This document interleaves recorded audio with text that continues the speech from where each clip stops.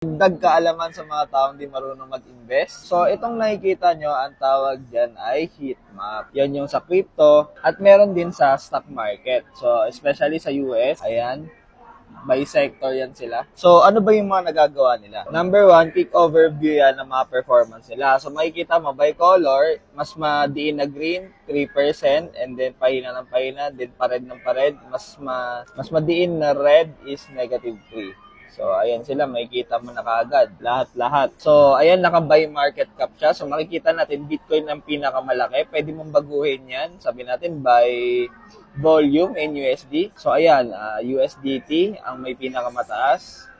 Or by performance, sabi natin, one day. So, walang masyadong mangyari. Sabihin natin, balik natin to. Sabihin natin, 1 month. So, ayan, nagbago. At dahil dito, magkakaroon ka ng trend insight and makakatulong to sa'yo sa mga investment decisions mo. So, happy investing!